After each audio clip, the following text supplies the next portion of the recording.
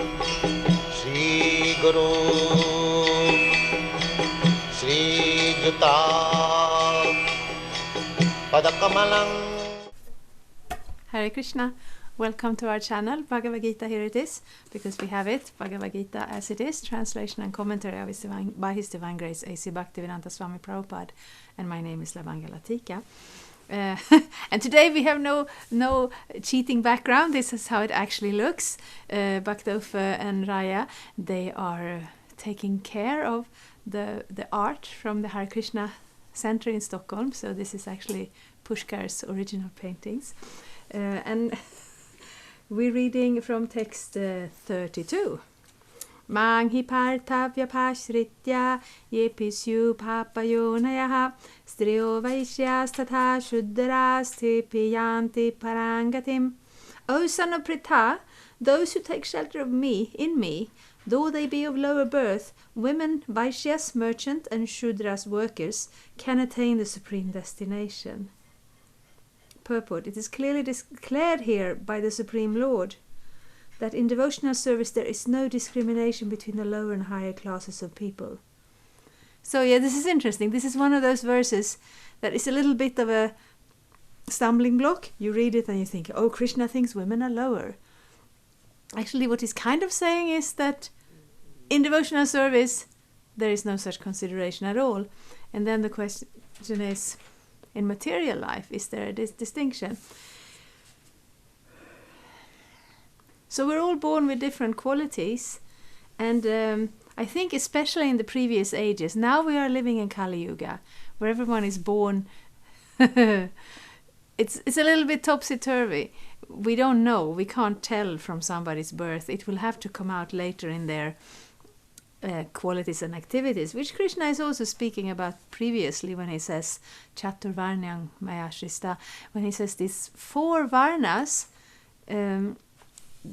that the division in society is made by me, Krishna says, according guna karma, according to qualities and activities. So it's not because somebody is born in a certain position, then very strictly, like we see in India, this caste system has stagnated. It has become something that it's not supposed to be. Similarly, in the previous ages, we had Brahmanas and we had Kshatriyas. And they had quite extraordinary qualities. A Brahmana would be very pure, very renounced, very learned. And of course, you're not born learned, but they had the inclination to study. And also very generous. A Brahmana would depend on charity. And if he got nothing, he would make do. And if he got a lot, he would share it onwards. But he would have a very specific spiritual clear-sightedness and powers, you would almost say, abilities to give this onto the society. And the Brahmanas were considered the head of society. Kshatriyas, they would have immense strength, both moral strength and physical strength, and that strength that upholds society and protects society. So those persons are very special, and in Kali Yuga we don't see them. In Kali Yuga we say Kali Yuga. All my Sanskrit is deserting me today, but we're all born as Shudras. So in general, in a society, or in a time that is not Kali Yuga, things would be a little bit less mixed up and less complicated. So if from a previous life you developed a certain nature and certain desires, you would take birth in a body that would fit you. So when we're speaking about the qualities of women, and then we think, but women are not always like that, and that is very true in Kali Yuga. We're very mixed. And also by Krishna's instruction, the position, or the how to say, in a material sense in society, you'd have a position according to your qualities and activities, and therefore there's room for everybody. But if we're saying that we still do that, we kind of see certain qualities and position as kind of feminine, and in general, somebody whose karma and desire and nature it was to have those qualities, they would take birth in the corresponding body.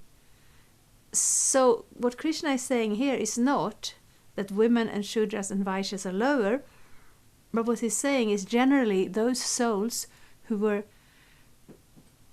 maybe less qualified in that sense in material society would take those births. And nowadays, mostly everyone takes birth as a Shudra, so nowadays there's actually really no need to get too hung up on a verse like that, because I see it happening.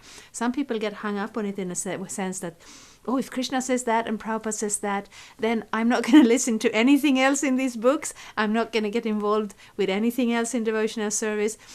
And frankly, I'd say that's a bit of an overreaction. Then we see those who react in the other way. Well, Krishna says that that's a lower birth, so therefore the women, they are all lower and everyone's lower, and only I'm a very elevated Brahmana. Well, then if you think like that, you're lacking the first qualification of a Brahmana, which is humility, really. So what Krishna is saying, he's speaking at the time, place and circumstances. He's saying to Arjuna, yes, we have a society, yes, people have different roles, and in general we find that Brahmanas are leading the society's spiritual aspects, and the Kshatriyas are protecting and leading society in that administrative responsible sense. So we would look up to them. But Krishna says you don't have to be one of those very special and very qualified people. Anyone who takes shelter of me, I protect them. So if you can please try and see this verse in that light, then that would be very helpful. And we can attain the supreme destination. So what do we actually care in this body, in this life? It's a short life. I used to always laugh when people would say that it's a short life and then you can go back to God. And I'm thinking, it's not so short. But now I'm realizing my life, there is more life behind me and there is less life in front of me in this body. So obviously that kind of philosophical point is coming across as more real nowadays. It's clearly declared here by the Supreme Lord that in devotional service there is no distinction between the lower and higher classes of people. In the material conception of life, there are such divisions, but for a person engaged in transcendental devotional service to the Lord, there are not. Everyone is eligible for the supreme destination. In the Srimad Bhagavatam 2.4.18, it is stated that even the lowest, who are called chandalas, dog-eaters, can be purified by association with a pure devotee. So we hear about that. We hear about these four groups, Brahmanas, Kshatriyas, Vaishyas and Shudras. Brahmanas, as we just spoke, consider the head of society, intelligence, purity, so on. Kshatriyas consider the arms of society, protecting, upholding. Vaishyas consider the belly of the society because they feed everyone. They are the farmers and the business class, and they keep us all fed. But their duty is to pay taxes to the Kshatriyas, to maintain the whole society, to give donations to the Brahmanas, and to actually employ the Shudras. And the Shudras is like everybody else. We sometimes think they're the workers, but they're basically everyone who cannot maintain their own structure.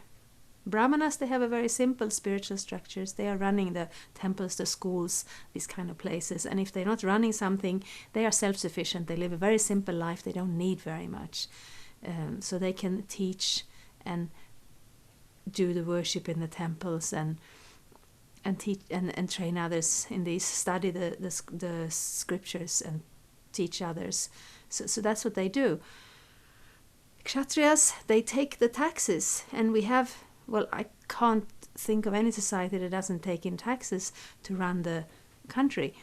And then the Kshatriyas, they have the right to do that, and they have the right to live off of that. Vaishyas, and I mean, it's more of a duty than a right, really, to run a country. It's not just that they are skimming off all everybody's wealth and being irresponsible. That is not the Kshatriya. They have to be very responsible. And we have the check and balance in the Vedic society, that although the Kshatriyas are strongest in a material sense, in a military sense even, the Brahmanas have a spiritual power. So very rarely, it doesn't happen very rarely, because a A Vedic society is not meant to have groups fighting against each other, but we have stories in the Bhagavatam if somebody who is very unqualified and very disruptive and destructive takes that power of a country as a king, the Brahmanas can also handle that with their spiritual powers. And then Vaishyas, they are running farms or businesses, or they have that inclination of making a profit, but they have to share it by paying their workers, by paying the taxes, by giving donations as charity to the Brahmanas. And the Shudras are everybody else, because they come into somebody else's organization as serving in whatever capacity, many capacities. I mean, artists are also considered in the Shudra category, dentists, of course workers also. So in a society, this works really nicely. Then the Chandalas are considered those who are actually outside of society, who are not even fitting in that role, which is kind of hard to imagine because we think anybody would fit in that role, but some don't. And they live outside of society, but it doesn't matter. If they take to devotional service and the guidance of a pure devotee, the devotional service and the guidance of a pure devotee are so strong that there is no discrimination between the lower and higher classes of men. Anyone can take to it. The most simple man taking shelter of the pure devotee can be purified by proper guidance. According to the different modes of material nature, men are classified in the mode of goodness, Brahmanas, the mode of passion, Kshatriyas or administrators, the mixed modes of passion and ignorance, Vaishyas or merchants, and the mode of ignorance, Shudras or workers. Those lower than them are called Chandalas, and they are born in sinful families. Generally, the association of those born in sinful families is not accepted by the higher classes, but the process of devotional service is so strong that the pure devotees of the Supreme Lord can enable people of all the lower classes to attain the highest perfection of life. This is possible only when one takes shelter of Krishna. As indicated here by the word vyapashritya, one has to take shelter completely of Krishna. Then one can become much greater than the great jnanis and yogis. So very often we find that we're talking kind of two levels at the same time. We're talking of the material level of society, of material qualities, of differences. And then we're talking about the level, the spiritual level, where the connection to Krishna is the strongest reality. So we don't want to mix them up, because that happens all the time, especially when we speak about religion. And we're speaking about sinful. It's not that we want to be judgmental or anything, but we do find that we live in this world and we are constantly and repeatedly distracted by that which is not eternal, that which is not spiritual. And therefore, the Vedic culture and basically any other culture with a religion has certain regulations to keep us from getting too, too lost in this world. But then when people take those religious structures and principles and rules like that and make them a goal unto themselves, then religion becomes quite materialistic and unattractive, really. So what we want to do is give respect where it's due. If we have these religious principles and we hold on to them, then we are to some extent protected from being completely lost in this cycle of samsara, birth and death. But just being pious inside your religion is usually not enough to get to the level of the real reality, the spiritual reality, where we reawaken our connection to the Supreme Personality of Godhead in love, where we see everybody as his part and parcels in love. But we also don't want to be sentimental and just say, oh, God is love, everything is love, because we have to know God before we love him, and to actually know him and see him, we need to purify our existence, so we rise above this material level. So I was approaching these words with some trepidation, because I know there are some of these places where we get stuck in our material conceptions, and it's difficult to take in what Krishna is actually giving us. But I think it went a lot better than I expected. I'm very happy to be able to go through these verses. remind myself of everything that Krishna is giving us, and try to make it more accessible for anyone who comes across our channel here. Thank you so much for watching. I have some information below, lots of room for question as well, and see you again next Tuesday or Friday, whichever comes closest. Hare Krishna. Thank you for watching. We aim for updates every Tuesday and Friday. Please come back. If you have any questions or comments, please leave them down there. We also have some links and information for you. And there is, of course, the subscribe button. Thank you. Hare Krishna. I'm a Hare Krishna, and I approve this message. Subscribe. Hare Krishna, Krishna Krishna, Hare Hare.